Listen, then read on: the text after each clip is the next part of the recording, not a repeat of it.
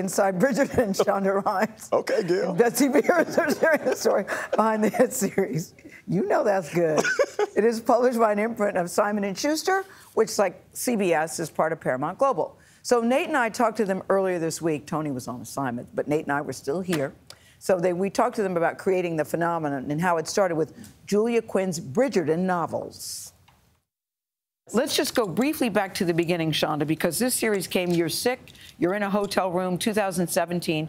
You pick up this book and you think what? I pick up this book. It's a romance novel. I just needed something to read because I wasn't feeling well, and I couldn't put it down. And I was sick. I mean, it was good enough that I got up out of my sick bed in the hotel room and went to buy the second book. Wow. Yeah. And then she reaches out to you, Betsy, and you said, romance novel? That's exactly what I said. You hadn't read a romance novel since you were what? Probably in my teens. A teenager. My teens, and I said, are you sure you're feeling okay? Yes. And I kept saying, just read it, just read it. And then everybody would read it, and they got what I got, which was exciting. And what did you get? You know what was interesting? It felt like it was about me or about any woman. Like I could see myself in the characters, even though we're talking about Regency England, even though originally all the characters were white. It was a world that I wanted to inhabit, this amazing world of the Ton and the Marriage Mart and all these gowns, and just the romance of it all felt strong. You know what I like? I like how you all handle sex, because during that time period, number one, it seems like sex would be a lot of work, just going through all those costumes, all the corsets, undo this, take this down. It just seems like a lot. I'll see you in an hour once you get undressed. Yeah, I'll see you in an hour. But you've locked onto something called the feminine gaze, Betsy, that I really like, because it's sexual and steamy and from a woman's perspective. From a woman's point of view. Yeah. Listen, they had one scene with the spoon with Regan. I thought, God, I wish I could be a spoon. And it's just him just licking on a spoon. Well, I think that's one of the great things we cover in the book. Yes, I know. That is a moment. I was not alone in that thinking. You were absolutely not alone in that thinking. Absolutely. And it does feel like women have the right to have that gaze and have that gaze seen on television. What is a feminine gaze, though, Shonda? It's really sort of looking at all of these sexual scenes from the point of view of a woman. Yeah. Usually you see scenes from the point of view of a man. Of course. See, their women's clothes are off, there's a million shots of their bodies. It's not about what the woman's experiencing or what the woman's seeing. It's about some male fantasy. Yeah. We wanted to go the other way. Yeah, and you mentioned earlier about the original characters being white, and it's rare to see people of color. Why was that important to make sure that that was put in Bridgerton? Well, I mean, I'm not going to make a show that doesn't include me in it somehow, number one. But two, historically, there's been so much erasure, we talked about this, of people of color in that time period. There were black composers, there were black artists, there were all these people. And we wanted to have a chance to tell that story. And so we went from the idea, what if Queen Charlotte, as has been said in history, really is biracial, and told the story from there. You said you became obsessed with Queen Charlotte. I'm obsessed. I just what? made a show about her. Yes, yes. She's glamorous and glorious, but also, as played by Golda, is probably, I always call her like the Beyonce of the show.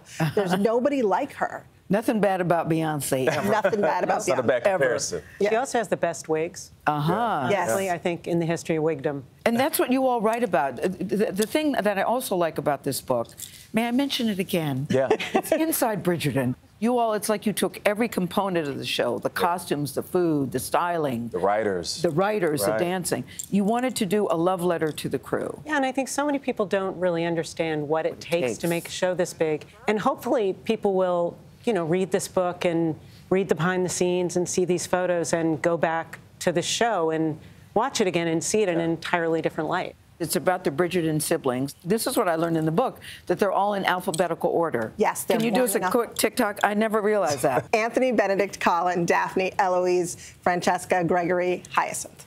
I want to talk about the beginning of something, the beginning of your relationship. Yeah. You guys known each other 20 years, about that? Years. Yeah. In the first project you guys worked on together, it didn't take off. We wrote a pilot about war correspondence. That was our first thing. And neither one of us had worked in television before. No, but so I was obsessed with journalists, and we wrote this pilot about war correspondence, and it didn't get made. So then the next time around, the next season, we thought, well, what should we make? And we both were obsessed with surgeries and medical stuff, and we knew that they were looking for a medical show, but we also liked this idea of these incredibly competitive women, like, in their workplace. I never really understood medical shows. Yeah. So when we were excited about the idea, I said, I love medical shows, but I never understand what's going on. Make it digestible. There are these people called interns, And they don't know what they're doing either. Yeah. So it was the most amazingly wonderful way in for a medical show. And so Shonda wrote this incredible pilot, and We made it.